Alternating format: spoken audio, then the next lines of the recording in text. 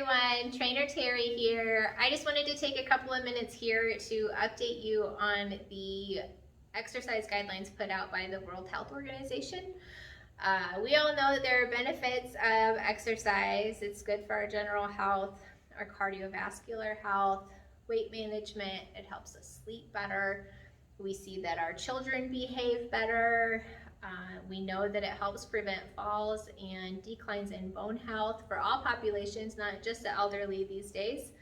We also see a reduction in cancer and cardiovascular disease, diabetes.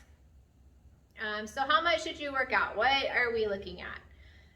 For adults, in a week, you want to get 150 to 300 minutes of moderate intensity exercise, or 75 to 150 minutes of vigorous intensity exercise. So what does that look like?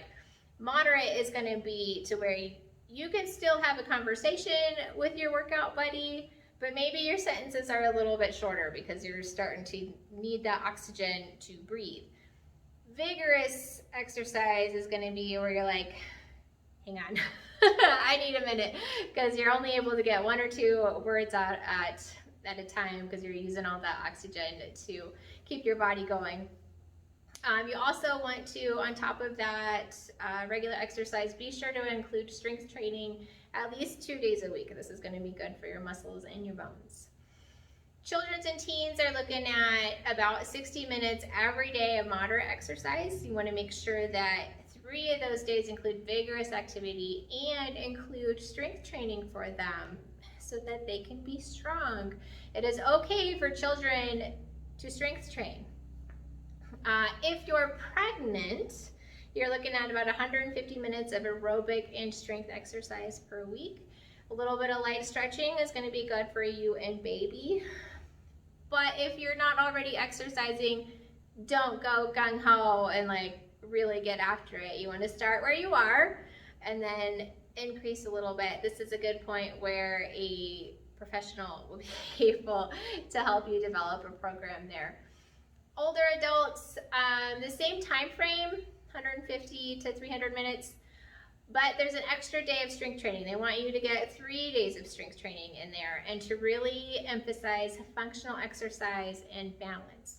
That functional exercise is going to be what's going to help you in your activities of everyday living so that you can function, get your chores done, play with your kids, play with the dog, do all those things without injuring yourself, and of course balance to keep you healthy that way. If you're currently living a sedentary lifestyle and you're like, is it safe for me to work out? Probably, but you do definitely want to get a doctor to write off on it if you have any kind of chronic disease or high blood pressure or an injury, of course, but generally it's okay to go ahead and get started with it. One of the big takeaways in the guidelines that stuck out is that some exercise is better than none. They used to say that you needed to get at least 10 minutes at a time to get in your 30 minutes every day, but now they're like, just move your body.